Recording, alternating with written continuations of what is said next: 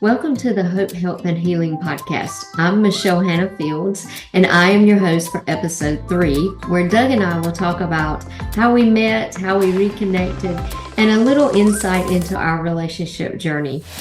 I hope that you leave refreshed and hope you leave with a little more knowledge about us and learn who we are, what we're like, and I hope that you gain a little hope that God is in your story and that He really will direct your steps when you depend upon Him. And I also hope that you leave just with a cheerful heart because, you know, Doug and I love to laugh. We have a lot of funny stories to share. We love to share them with people, and they laugh with us. Sometimes they laugh at us, and we laugh at ourselves as well. And, you know, just like Proverbs 17:22 says, a joyful heart is good medicine. So I hope that at the end of this episode, you can say that you have a joyful heart and that this episode gave you some medicine. But also, I want you to know that at the end, I give you a little just message, I guess you would say, but just, you know, talking about our story and, you know, how God works. And, you know, if you find yourself in that place that I talk about, just know that there's hope that, you know, God is still working even when you can't see Him working. I think that's probably one of my biggest things I tell people is, you know, God's already working in your story. You may not see the evidence yet, but He's working. So I hope that you enjoy this episode. Thank you for tuning in, and I hope you have a great day. Sit back, relax with your favorite cup of coffee or favorite beverage of your choice, and just enjoy this episode with us. All right, Doug, so we're going to talk about how we met and how we started dating. So let's hear your perspective. So my perspective was we were both at a high school classmate's funeral, unfortunately, and I can remember you walking up to the group and me asking some of my friends who that was, and they said, "That's Michelle Fuller." And I said, "No, it's not." And they were like, "Yes, it is." And I'm like, "No, it's not." Because she looked nothing like I remember from high school. Yeah, so let's back up. So we did go to the same high school. Yes. We both went to Manchester High School. We were 2 years apart. Yeah. I graduated in 89 with Doug's younger brother. And I graduated in 1987. And so we did know who each other was in high school, but Doug never talked to me. We ran in different circles. I was an athlete. I played football, and I was the math nerd / computer nerd. She was the smart one, and I was the football player. You're a smart one too. I don't know about that. Well, you were smart enough to ask who I was. Yes, I was. I had to ask twice because I didn't believe it was you. This is true. I do look a little different than I did in high But school. I will say this. And I carry myself different. Yes, I will say this. I might have been looking at you, but I don't think you were looking at me. I wasn't looking at anybody.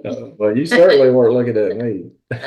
Not that time or the next time we ran into each other, which was at the middle school career day. We both got invited to do middle school career day. From my buddy Randy. He invited both of us to come and talk. Michelle was talking about her businesses, and I was talking about logistics and careers in logistics. And I'm pretty shy, and I was trying to talk to Michelle, and she obviously wasn't interested. So she barely gave me the time of day.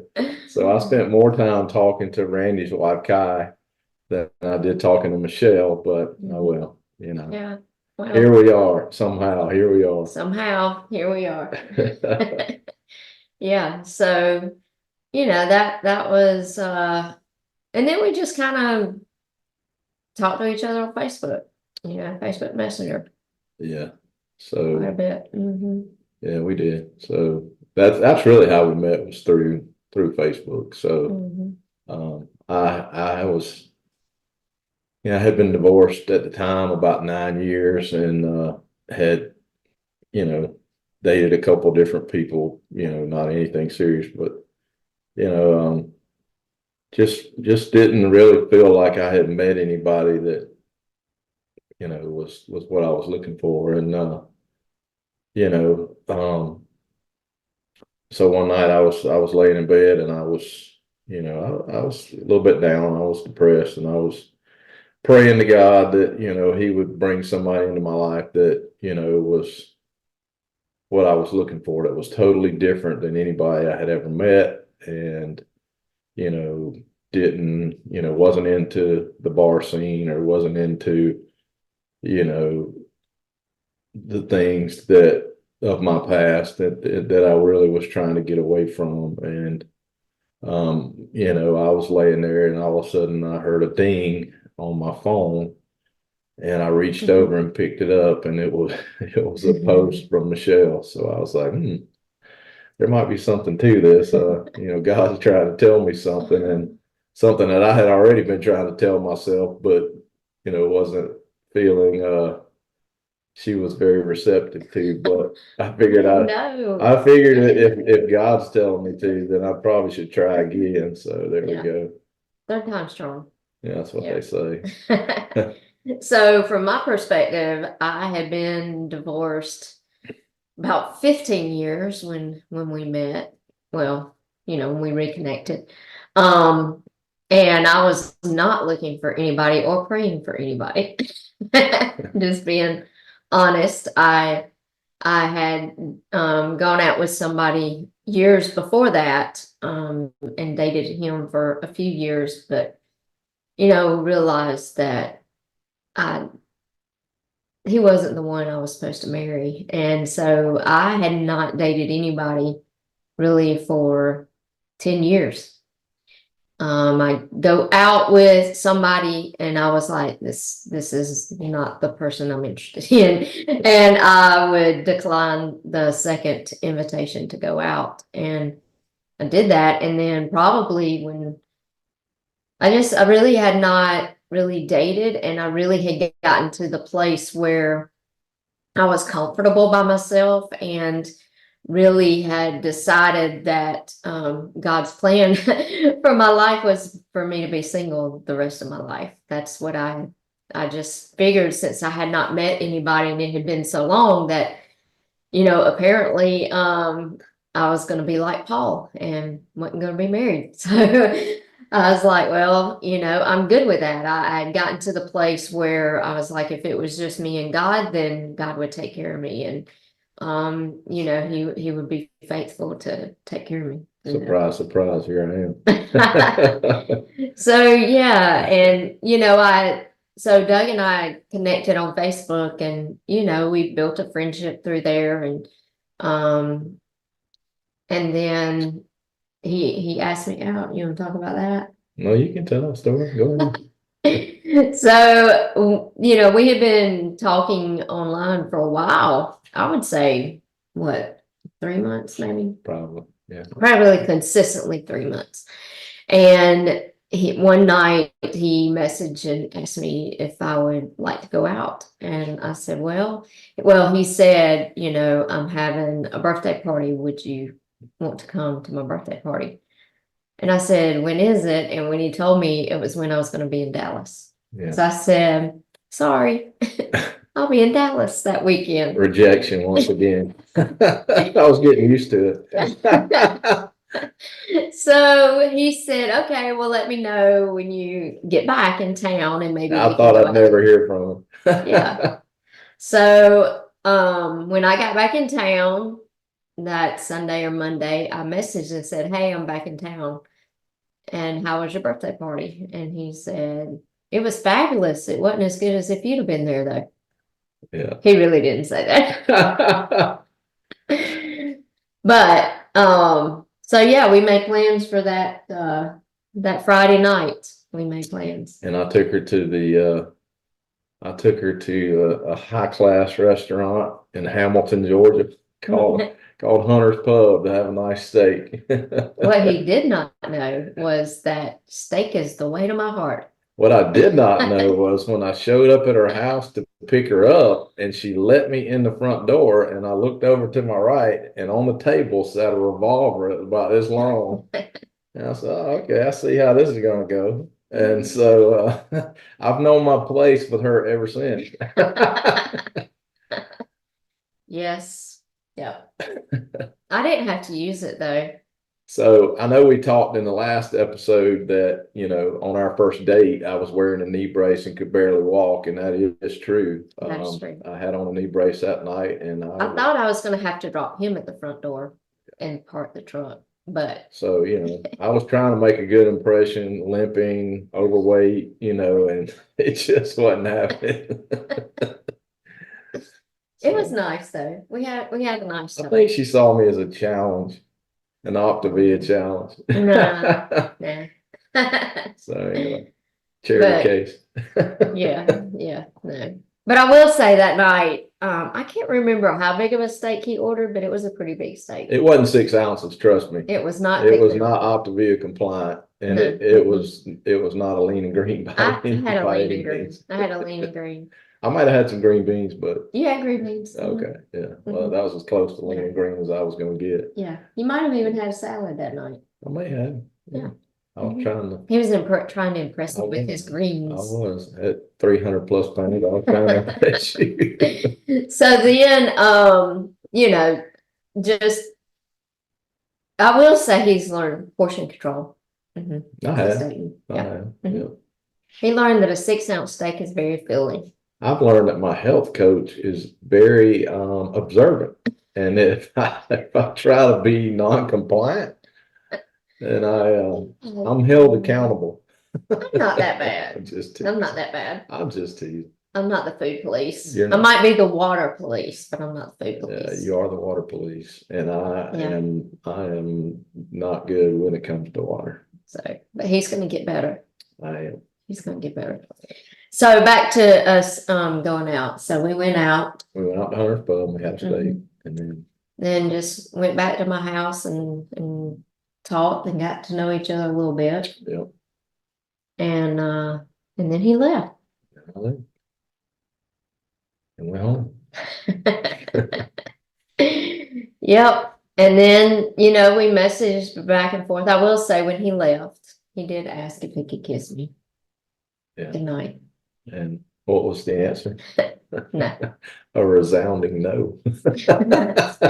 Not at all. I don't kiss on the first date. Yeah, or the second, or 35th, or the 69th, or any other. So that is part of our funny story. Yeah. But so when he left, he did ask if he could get a hug, so I did hug him. I hugged him goodbye. Did you? I did. You might have been holding your gun when you hugged. But anyway, so then we scheduled a second date.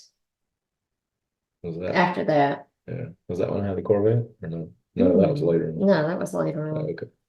And then we didn't get to go on that second date.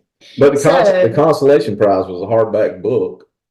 Michelle sent me a hardback copy of her book, and that was my consolation prize. So yeah. I still have that, by the way. And not everybody gets a hardback. That's right. Not everybody. I've been reminded of that several times that, hey, you might have been rejected, but at least you got a hardback. You got a hardback. Yeah. So, so then after a couple of weeks, we did go out. We went out again. And we went out again and then came back to my house, and it was a little awkward for both of us. Yes, it was. It was a little awkward. It was kind of awkward. But then we went out again. So we kept talking all through this and just, talking to each other. And I remember one time we met up at the Riverwalk in Columbus. And that was Memorial Day weekend. Yeah. And I have never walked so much in my life. At 290 pounds, I was sweating bullets. It was hot that day, and it was humid that day, and I couldn't keep the sweat off my forehead or my upper lip. I was drenched.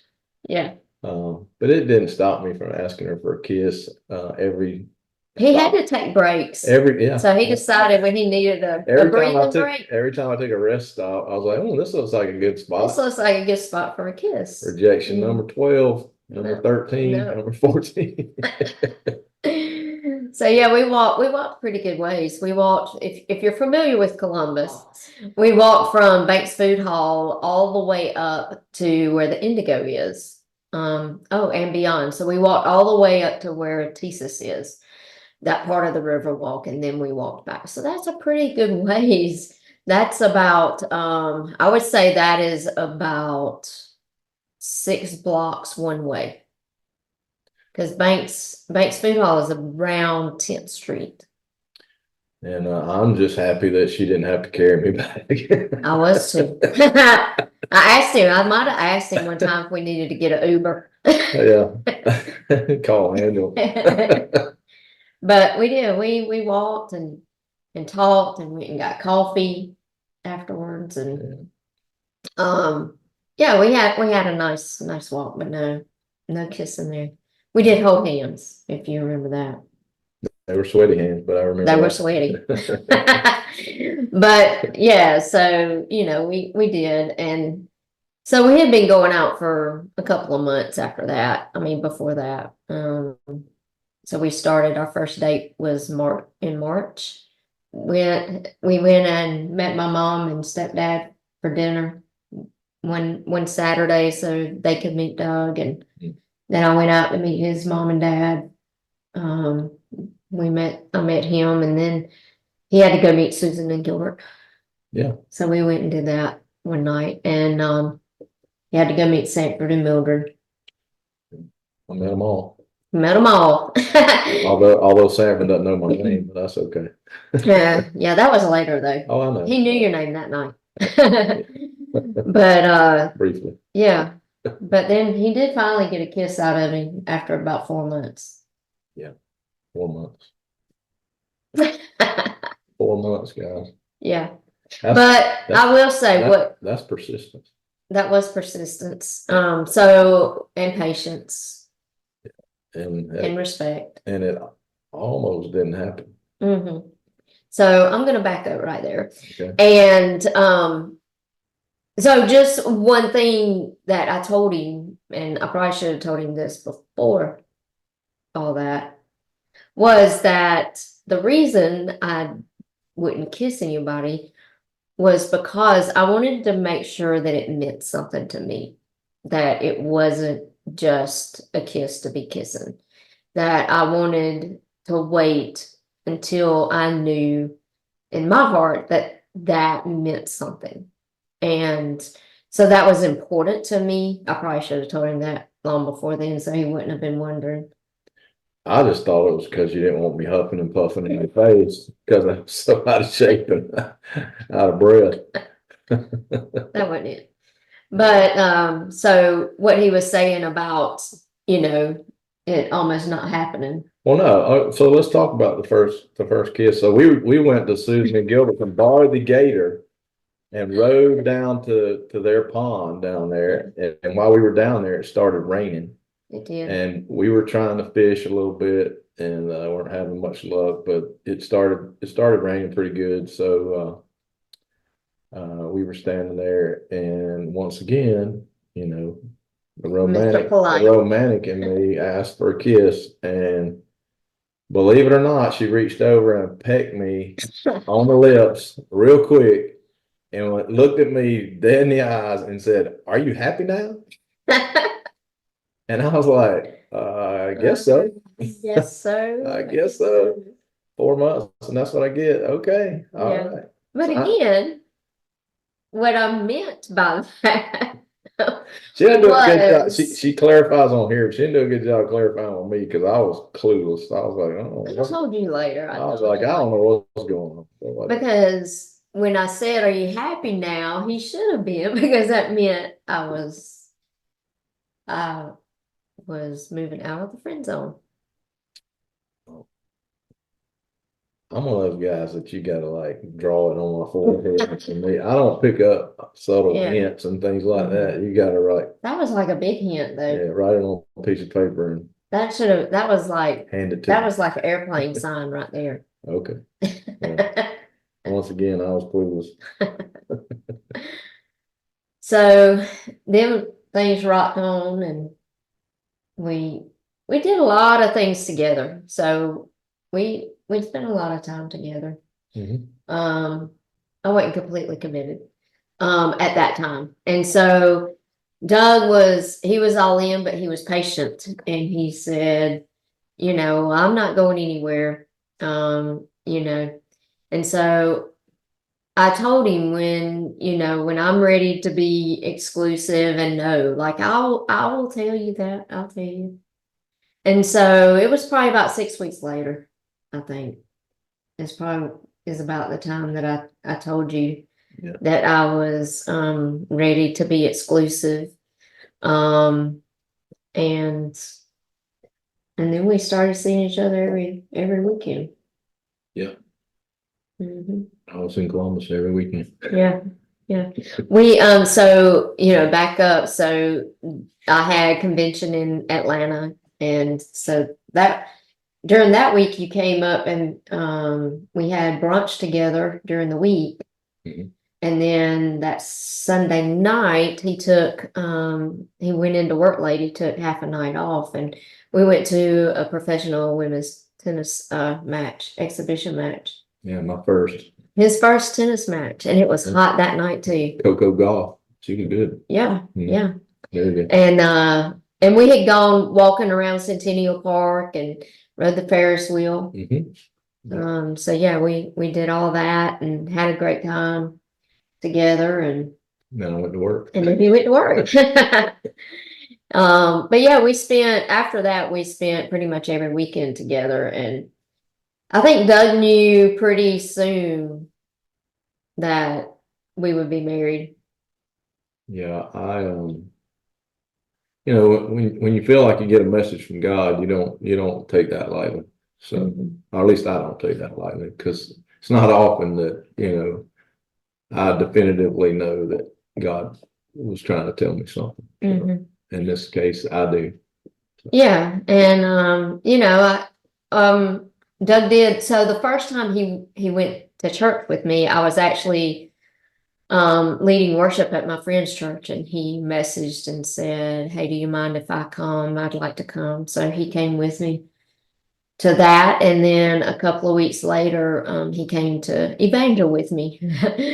Well, I don't think I told you this, but I told Patsy and Jesse. I was like, I'm bringing a fella with me next weekend. Goodness. Y'all better prepare everybody. Billy started crying. Yeah. So yeah, that's a funny story. So Billy, that's in our Sunday school class, he's a retired military guy. And he had called me his girlfriend forever. And he hugged me, he'd say, "How's my girlfriend today?" So when we finally announced that we were dating, so we announced it on Facebook. He was at our Sunday school teacher's house one week and he was just moping around. And she's like, "Billy, what's wrong with you?" He said, "You know what's wrong with me? My girlfriend and got a boyfriend." But we love Billy. He's awesome. so fun. And He's but great. yeah, he's a good guy. But yeah, so we just did a lot of things together. We created a lot of memories. And Yeah. What was your favorite thing we did? Probably going to Nashville, to the Gaylord, which I didn't stay at the Gaylord, but we were there. Mhm. Y'all stayed at the Gaylord. I stayed in He stayed in a cabin. wooden cabin that That was the first, 40 degrees. first night I opened the door and it's 40 degrees and I thought I was freezing to death, but I made it somehow. Yeah. But yeah, that was a good trip. So I actually took they had a little wooden stool and I took it and put it right beside the bed and they had a little standing heater and I put it on top of the stool where it would blow right on the body. I was so cold. Yeah.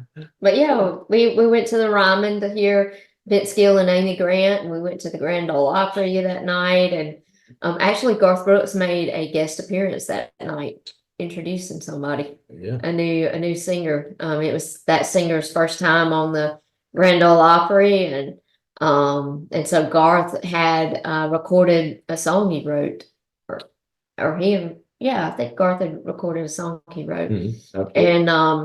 and so Garth came on and introduced him. That was pretty cool. We were both hoping that Garth would sing, but he didn't. Yeah.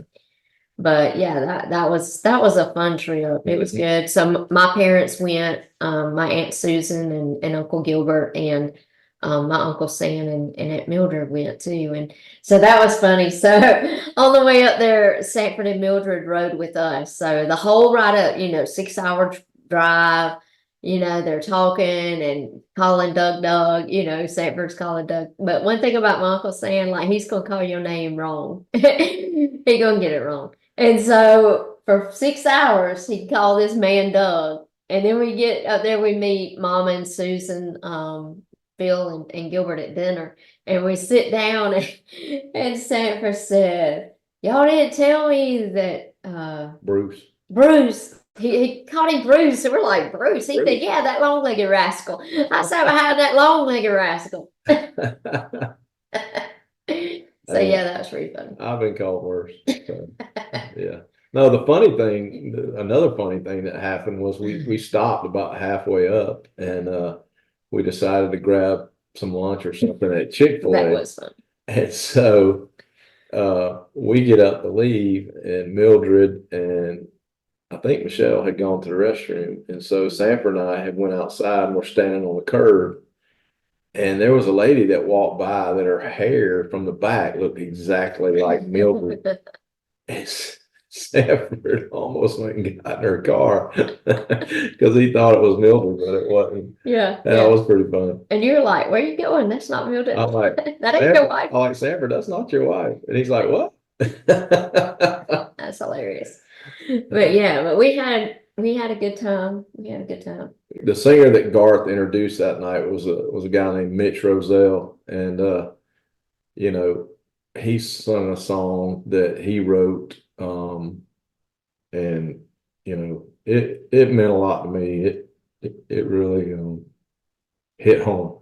So Yeah, it was when he wrote about his dad.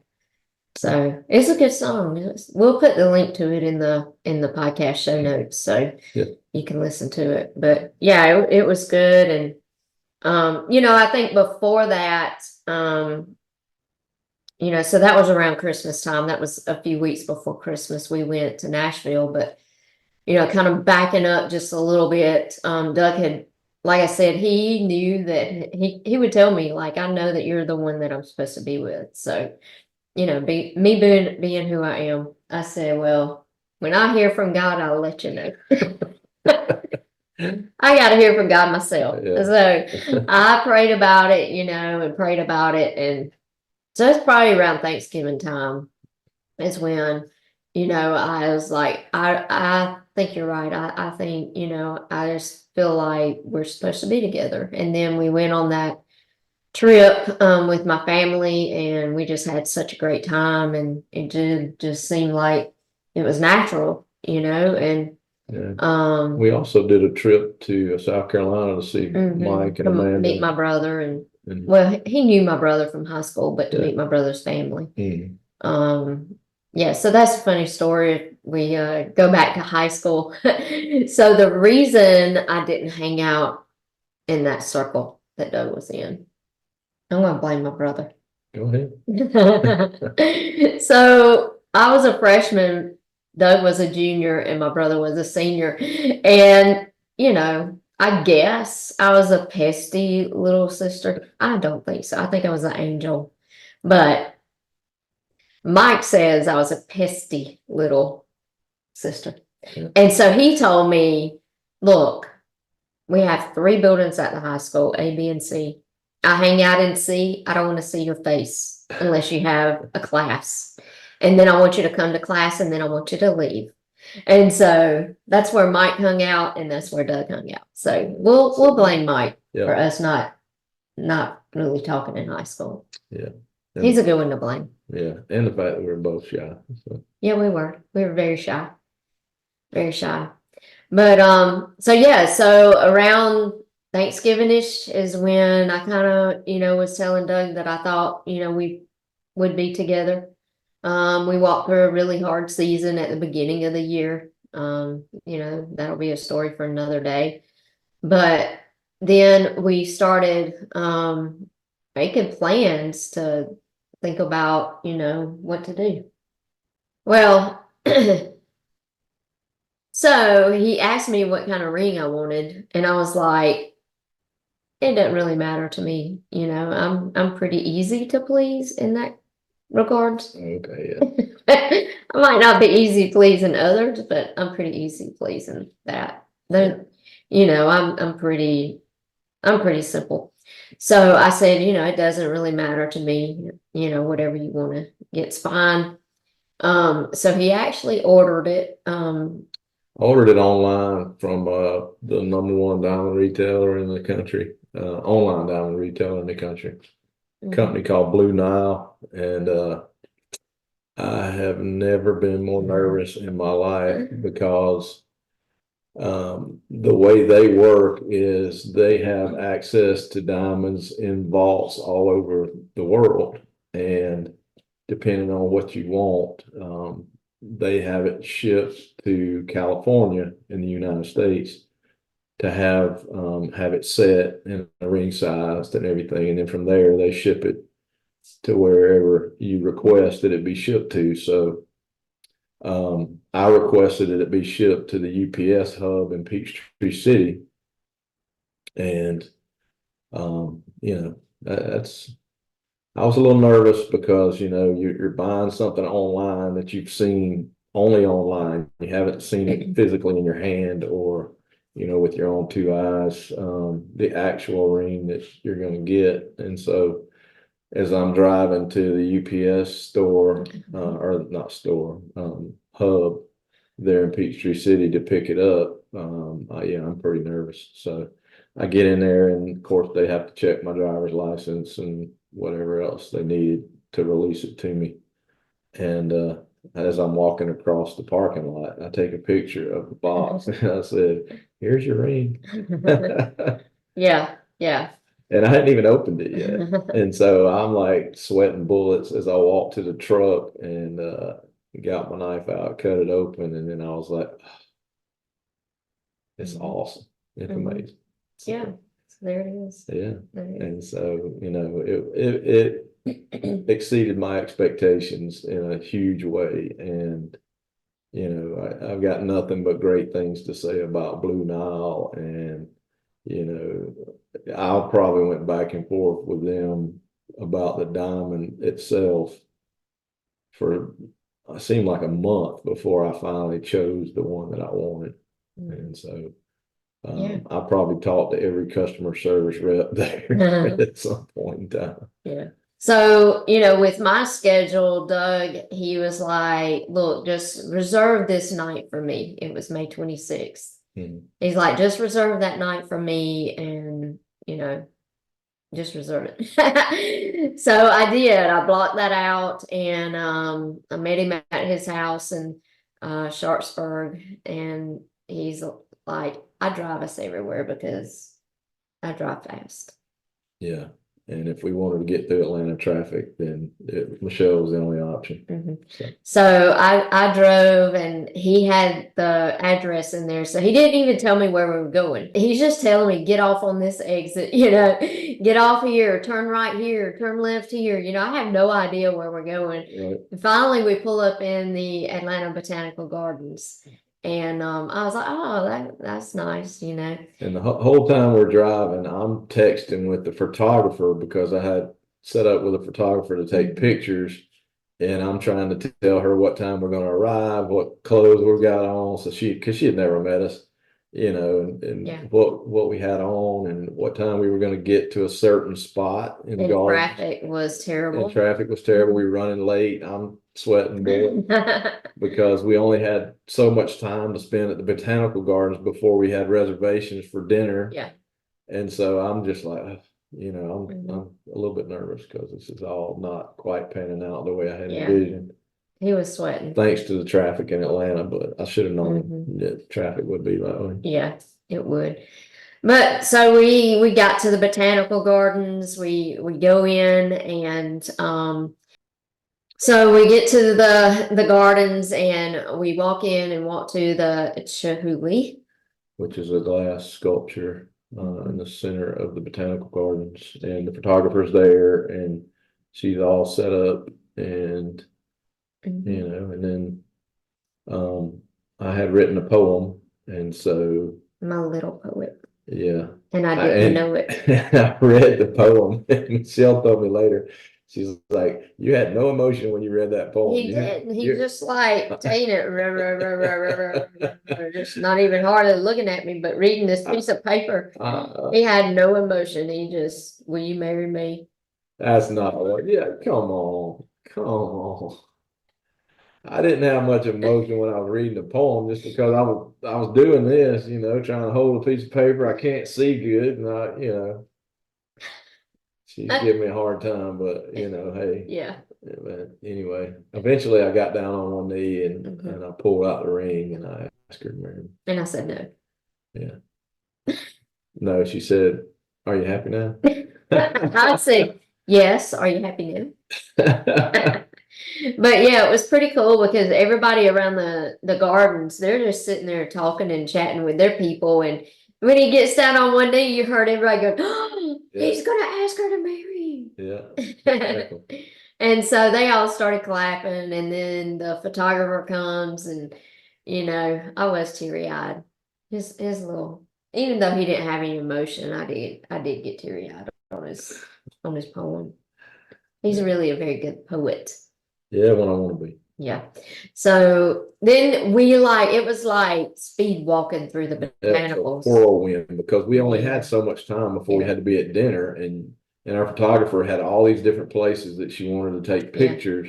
And I was wearing 4-inch spike heels. Yeah, and needless to say, when we finished, I think you had blisters on every toe. I did, and big blisters. Your feet were never the same. They weren't. But we had a great time. We got through there. We went to dinner. We went to dinner at the Westin. Yep, Westin Peachtree Plaza. Went to the Sundial restaurant. Yeah, that was really nice. Very nice restaurant. Very nice. Very nice. And from there, you're able to see the skyline of the city of Atlanta. And it was, you know, it was starting to get dark. Some, you know, the sun was setting, and got some great pictures there. And from there, it's right beside where the Ferris wheel is in Atlanta, and you could see that with all the lights. And no, it was a great meal. So then after that, we walked to the Skyview Atlanta, and he had the special car. What do you call it? The VIP car. VIP car. He had that reserved for us, and it was pretty funny. We get there and we were running a little late. Yes, very much late. Yeah. So we kind of missed our time, but they still let us get on. So they had just sold the next time for the VIP car. But that couple was gracious enough to let us go ahead of them. And so they sat in the VIP lounge while we rode. And you're supposed to go, what is it, 4 times around? Yeah. 4 times around. And the car was supposed to have air conditioning. And the air didn't work. It didn't work. We got on. He's in a suit. I'm in a suit. I'm in a long dress and a jacket. And so it's hot. We did 4 laps, then 5, then 6, then 7, and then eventually we're like, he's like beating on the window. I'm beating on the window, like, let us off this thing. We've been on there so long, and we were sweating because there's no air conditioning. I was about to die. No. You know, and we'd probably already been 10 laps around the thing. And we got our money's worth. Oh, and they finally realized that they had us locked on there and weren't letting us off. And so that when they finally saw me, they had to stop the Ferris wheel and back it up to let us get off. And when we got off, then they let the other couple on. Yeah. And I was like, good luck to y'all, because it's hot in there. It's hot in there, and they would not. I mean, it's like they just forgot we were in there. Yeah. Well, the capsule is so dark, like, you know, the glass windows on that. It's like car has tinted windows. It's very tinted, like they couldn't see in. They couldn't see us like waving, trying to let them get us off. But we finally got off of it. But we were hot. and got off. But yeah, it was a lot of fun. It was a great night. And so then, it's talking about when are we getting married, and Doug's like, I want it to be this year. Like, I don't want it to be a long engagement. And so we're standing in church, and he had already said he didn't want to get married in December. Or November, Or because November. multiple birthdays, There her were so birthday, many both my kids' birthdays. birthdays in My November. mama, Yeah, I mean, it's just, Stanford, yeah, like my family has all these birthdays in November both my too. kids. Michelle, So yeah, we had too many. So then, we're looking at October. Well, October is busy for me. So I already had things on my calendar in October that I couldn't change.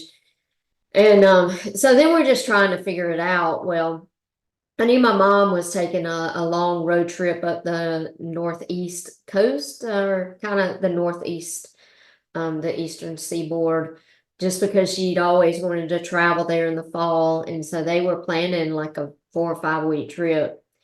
And they were supposed to leave towards the end of August. So one Sunday morning, we were standing there in worship, and we were singing gratitude, and all of a sudden I know I was supposed to be worshiping, but I was thinking about this wedding date. And so I was like, what date are we going to pick? And so I'm going over in my mind September. So I was counting the weeks up from when my mom was leaving on her trip. She was supposed to leave August 27th. And so I was counting the weeks she'd be gone, trying to figure out, what date that would be when she would be back. And I was like, well, what is the weekend before Labor Day? Because I knew she was going to be gone Labor Day. And when I looked at the calendar, I looked at it on my phone, and in my calendar on that Saturday, it was August 26th. And on my calendar is Mom and Daddy's anniversary. And so I showed that to Doug, and he's like, that's when we need to get married. And I said, well, yeah, but Mama leaves on the 27th. So we got to make sure that she's okay with like having a wedding and then leaving on a trip, because she's got to have the camper all packed. There's a lot of planning that goes into the wedding, and I don't want to like stress her out before a trip. So we actually flew to Kansas. That's another good story. Yeah. So, but that was Mother's Day weekend. And so my mom and Phil had gone out to see his grandson graduate boot camp, and then they were swinging up through Kansas to visit my dad's family. Mama hadn't been out there since 2014. Phil had never met my dad's family, and so Mama wanted him to meet some of them. And so we were going up there, and so we decided to fly and meet them, because it had been since 2018 since I had been out there. So I go for my family reunion every year or every 2 years, but because of COVID, we didn't have it. And then in 22, I had something else going on that weekend that I couldn't make it. So it had been since 2018 since I'd been out. So we flew out there, and that weekend I said, Mom, we have something we need to ask you. She's like, okay. And I said, we're thinking about getting married August 26th. What do you think about that? And you can see her wheels turning, and you can see her thinking about that date. Yeah. And she's like, I think that'd be great. And I was like, but you're leaving on your trip the next day. Are you going to be okay with that? And she's like, no, we could not get campsites for Labor Day weekend. And so we pushed our date out for another week. So that meant God already had it already planned. He already knew when he laid that date on my heart. And so, we picked our wedding date before we even got engaged. Yeah. So, God that was forgot to tell us it was going to be the hottest day of the year. Yeah, he didn't give us that info. He doesn't give you everything. No, I know. Up front. I know. Yeah. But so you want to talk about the Kansas trip? That was a fun trip. It was a fun trip. Once we got there. Oh yeah. Yeah. It was not a fun trip getting there. Let me tell you. So it was Mother's Day weekend. It was Mother's Day weekend. I did not. We were flying out Friday morning. Yeah, and I didn't factor that in, the fact that, the lines to get through TSA were going to be extremely long. A lot of people were traveling that weekend.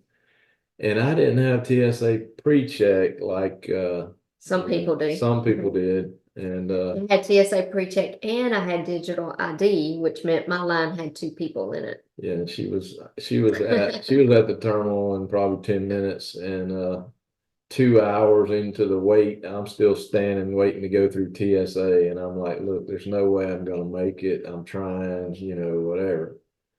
And so finally get through TSA, and I'm like, look, I've got like 10 minutes to get, to where y'all are, I think I can make it. And And the so thing is, like, so when our stewardess came on, or when they came out and started boarding the plane, they said we're running 15 minutes late. mhm. Like our departure time, we're 15 minutes behind. And I was like, great, that will give Doug time to get here.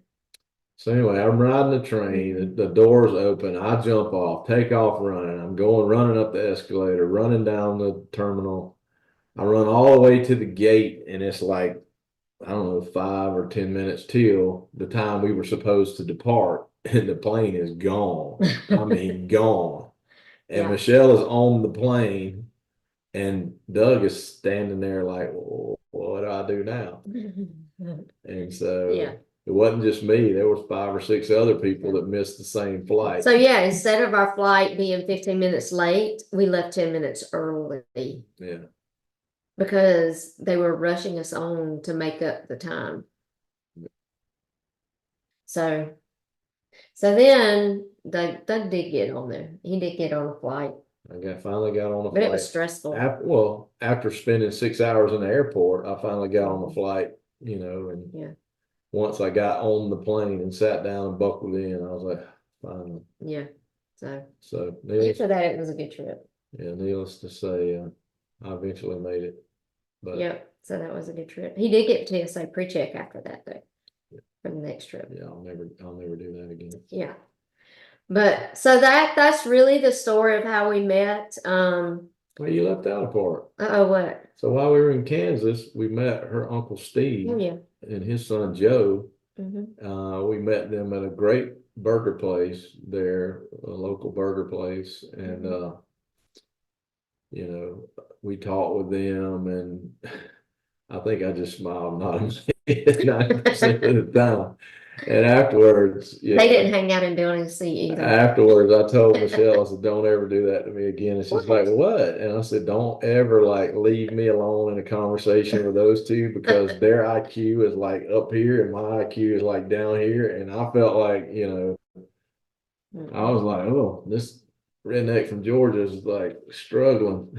Nah, that's not true.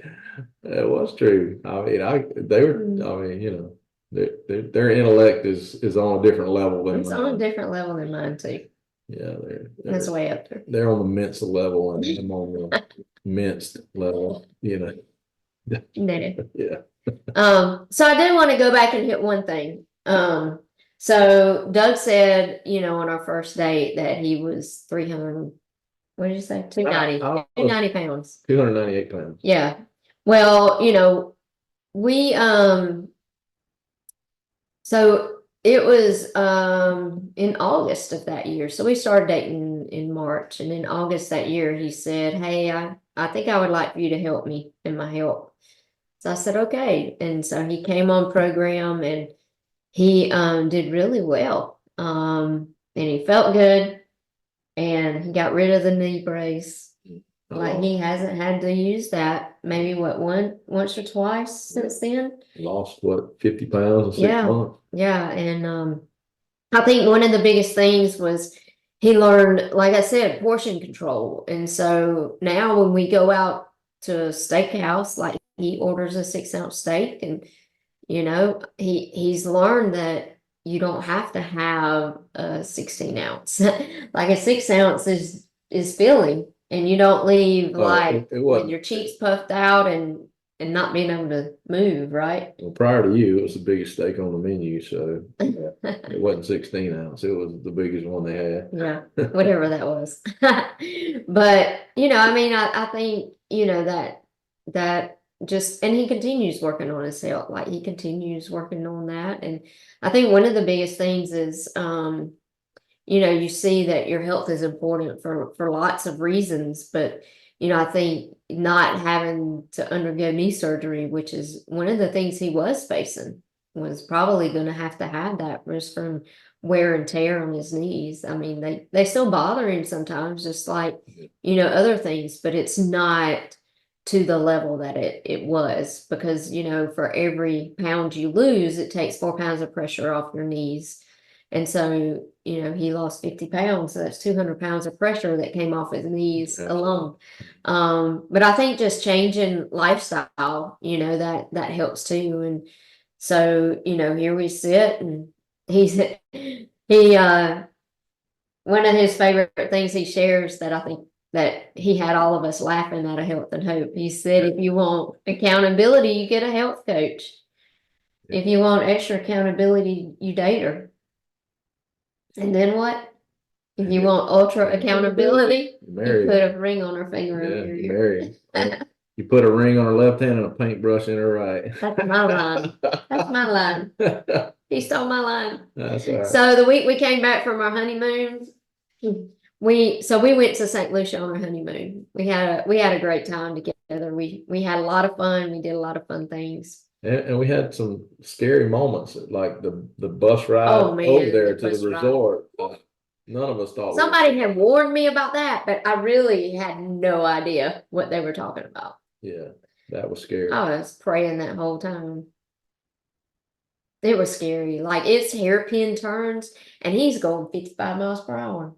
Oh, and they pass other cars with, and we're honking their horn. Yeah, and beep, like beep, beep, and they're doing this number. I mean, they're almost down the mountain, almost head on, and everywhere you look, there's like junk cars on the side of the road at different like automotive shops and stuff, and all of them, the front end is like smashed to pieces, and you're like, that's gonna be me. And then he would go over speed bumps too, and we're sitting on the very back of the shuttle, and he didn't even slow down. He drove over them like I do. But the thing is, like, when he was doing it, I was bouncing off the seat. I was doing this number off the seat. Luckily, coming back, we had a great shuttle driver, and he was very good. And he didn't scare me at all. But so in St. Lucia, we had a great time. So we had to tell them about snorkeling in St. Lucia. That was a lot of fun. So, for those of y'all that don't know, Michelle's not a very strong swimmer. And I'm not really a swimmer at all. Fortunately, I'm a very strong swimmer. But we signed up for our excursion, one of our excursions. We signed up to go snorkeling, and there's on the form there's a question on there that asks you, can you swim? And Michelle's looking at me going, how do I answer this? I can swim. She can swim, but it's more like Bob, not swimming. He bobs in the water. It's not good. It's not pretty. Anyway, so we're standing there, and they're handing us out our snorkeling gear, our fins and our mask and everything. And I'm going, where's my life jacket? And the guide is standing over there close to me, and I kind of pull him to the side, and I said, hey, I said, she's not a very good swimmer, but I said, I am. And I said, do you think she'll be okay, if I stay really close to her? And, he's like, oh yeah. He's like, tell her to come on. We got her. It's no problem. They got me. So anyway, we get on the boat and we go to where we're going to get off or whatever. And we're putting on all the gear, and, you've got a life vest on. It's inflatable, but it's inflatable by my air, but it's just around your neck, And so anyway, we jump in, and, Michelle latches onto my arm, and off we go. And so it stayed that way the entire time. It was an hour and a half. And we get back on the boat, and the first thing the guy says, well, he told us that in the water. Well, that's true. He said in all my years of doing this, and I've been doing this 20 plus years, he said, I have never seen two people stay so close together the entire time. And I said, she had the death grip on my arm, and I said, she wouldn't let go. If I was going down, he was going down. Yeah. And the funny thing is we got to talk about it later, and come to find out that she didn't realize that when water gets in your snorkel, you're supposed to blow it out. And so she was I'm drinking it. She just swallowing it. Well, no telling how much seawater she drank that day. My salt level was good. Yeah, that's true. But we saw some really cool things. We Yeah, saw some we saw things. some eels, 2 eels. One was about 3 foot long, another one was kind of They small. were a little creepy. Yeah, and we saw a lobster. We saw a lot of different colored fish, all kinds of tropical fish and Yeah. things. And It was good. it was good. We had a good time, and I don't think she regrets going snorkeling. I think No, it was good. it was It good. was good. I don't think she was I would scared go either. again. Yeah, Huh? I don't think you were scared either. Maybe just a little. Okay. A little. But I was all right. Yeah. I would do it again. Sometimes you just got to face your fear, hmm and you did. So I did. there we Yeah. go. Oh, So but we also got to tell you about how we both almost died in the almost- same day in St. Lucia at the resort. we almost died. It was our last day there, and we Mhm. decided we got up that morning and we decided we were going to go work out. And so Yeah, we had gone to work out another time that week too. yeah, so anyway, we go to the gym and we're working out or whatever, and they had a Smith machine over there. And for those of y'all don't know what a Smith machine is, you've got a barbell, but it's on, it's A on rack. on a rack, Sliding and rack. it slides as you lift, to kind of help stabilize the bar or whatever. And so anyway, they had a Smith machine, and I was like, well, why don't we do some bench press or whatever? What I didn't really pay attention to was the bench was turned the opposite direction on the Smith machines. Normally it's facing this direction, but they had it facing the other direction because of where the mirror was located in the gym. And it wasn't a very big gym. And so I really didn't pay attention to it. And so we had done 2 or 3 sets to warm up or whatever. And then, of course, as I normally do, I got froggy and put a bunch of weight on the bar. What did I tell you before that? And Michelle's like, whatever you do, don't get hurt. And I'm like, I'm not as big as you. I can't help you. and we were the only 2 people in the gym, the only 2 people in the gym. And so, I got froggy and loaded up the bar, I can't remember 275 or 315 or whatever. I don't know. I think it was 275. But anyway, which is normally, just it's no big deal for me. But so I took it off the rack, and when you're on a Smith machine, it's got these 2 hooks that hook, on the bar, that you hang the bar on basically. So you have to lift up and then you have to twist to get the hooks unhooked. And so I lifted it up. Well, because the bench was facing the wrong direction, instead of twisting back, I had to twist forward with the bar. And as I twisted forward, this wrist collapsed. I mean, it went down. I mean, it just completely, this wrist was back, but this wrist went forward. And the weight just hit me right across the chest. I mean, just boom. And Michelle's over there going, I can't pick it up. I can't pick it up. Are you okay? And I'm like, So luckily I was able to pick it up enough to get it off of me.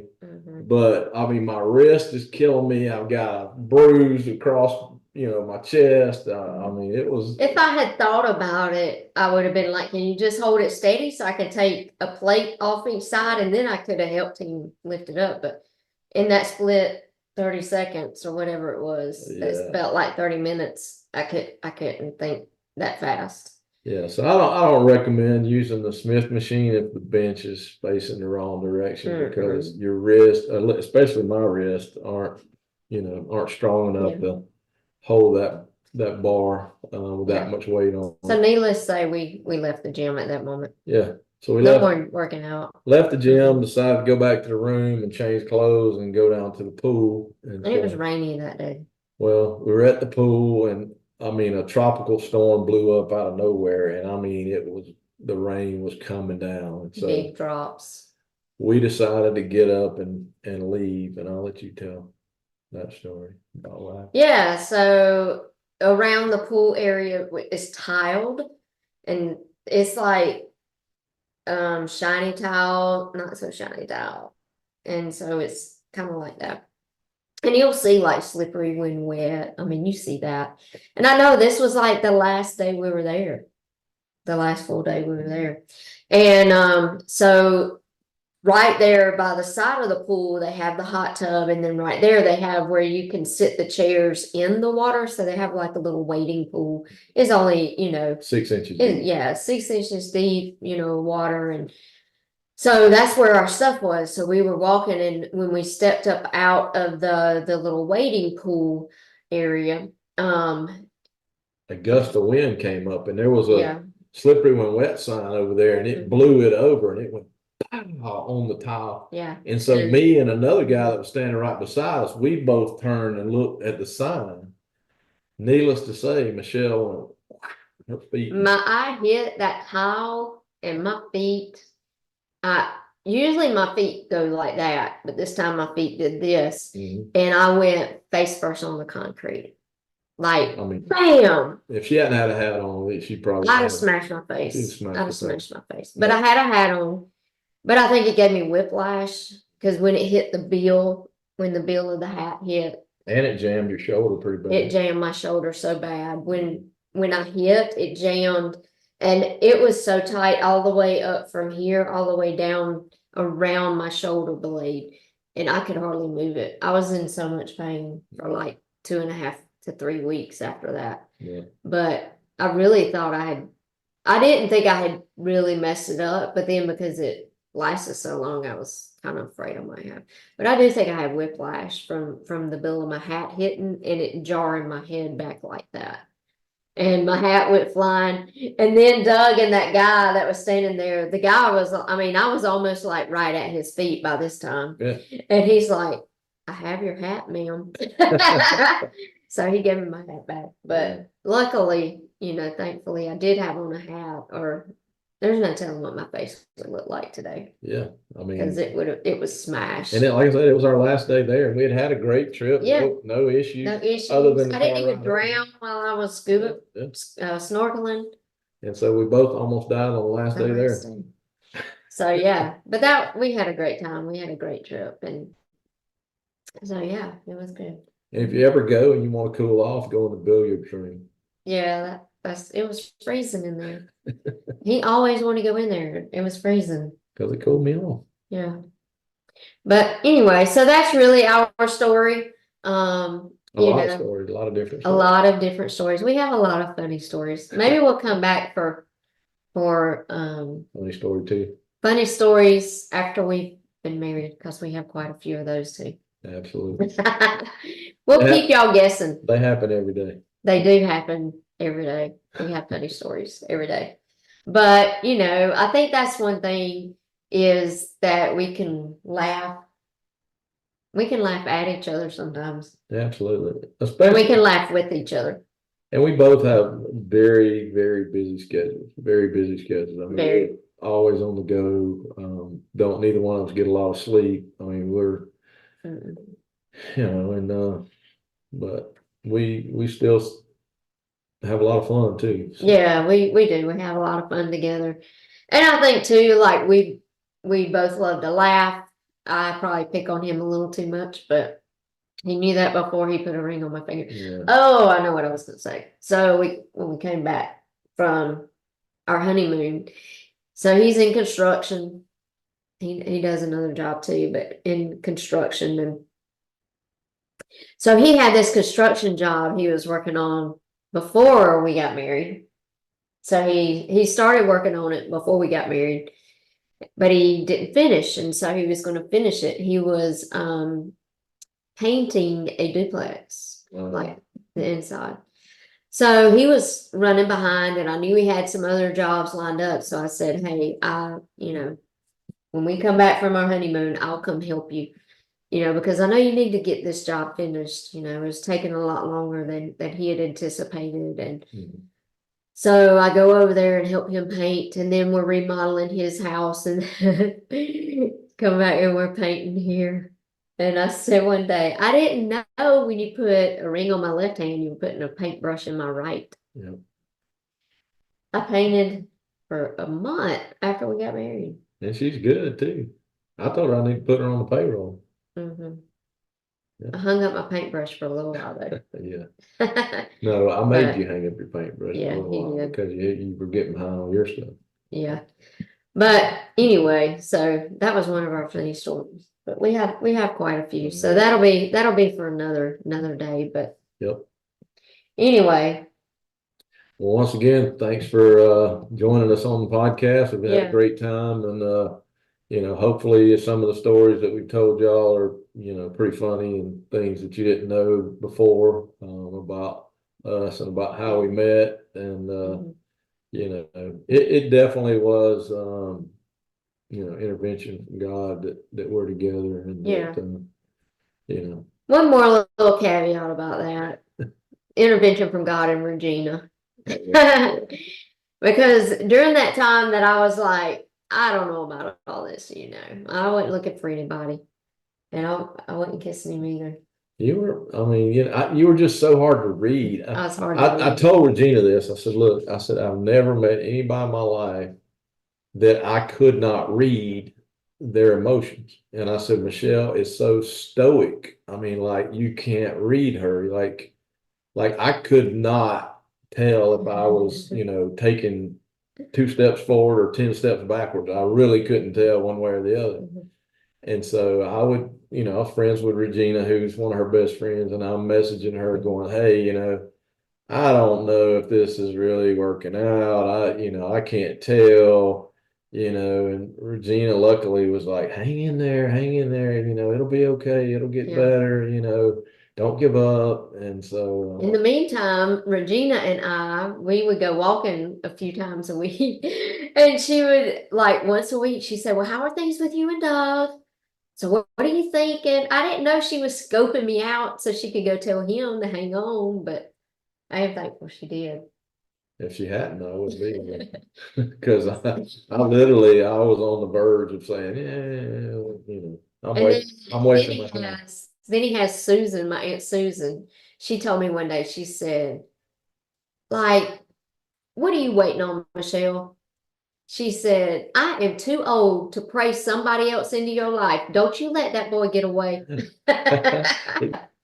But he had Susan on his side. And I have to tell her all the time, if you don't quit picking on me, I'm calling your Aunt Susan. He will tell me that. Yeah. When she Mhm. puts her cold hands up under my shirt on my sides and I almost jump out of my skin, Yeah. I He say, threatens. I'm like, I will call your Aunt Susan right now and she will give you the business. Uh-huh. Yep.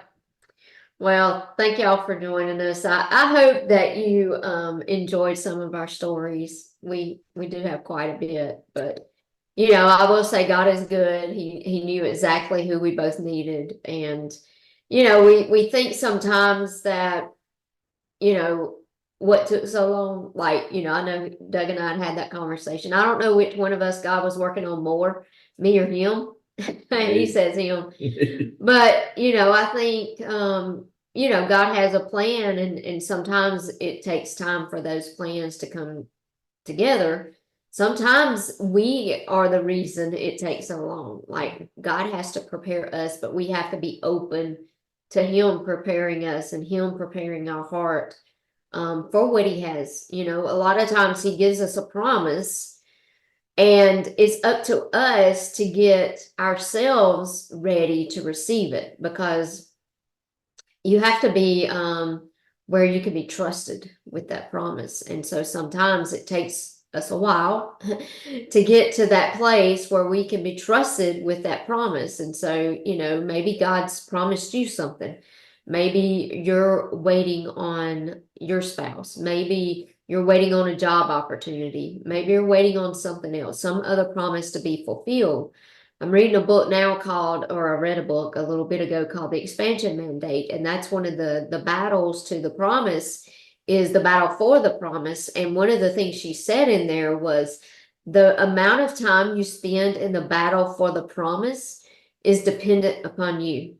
The battle for the promise is you believing that God actually has a promise specifically for you. Like, sometimes we can believe that He has one for Michelle and Doug. Sometimes we can believe He has one for our best friends or our brothers and sisters, but we have a hard time believing that God has a promise specifically for us. And so the battle for the promise is the amount of time it takes for you to believe that. and for you to trust that. And the amount of time you spend in that Bible battle is completely up to you. It's dependent upon how much time it takes for you to believe that promise is for you. And so I think sometimes we can delay God's promises because we are not fully embracing the fact that God wants to bless us in such a way. And so, maybe you find yourself there. Maybe, you just need to take time to really accept the fact and understand that God has a special promise for you too. So hope that encourages you. Thank y'all for joining. Thank you so much for joining us on this podcast. Thank you for just sharing a little of our story together. And I pray that you got something out of that, whether it was a gold nugget or whether it was just a little laughter for the soul and just leaving here a little more joyful. Next week, I don't know exactly who is going to be on my podcast. I have not lined that up yet. It may just be me sharing a word with you, but be waiting and be looking over the next few weeks. I will be getting together some interviews. I have some really beautiful people to interview. So I'll be sharing that with you as I have things lined up.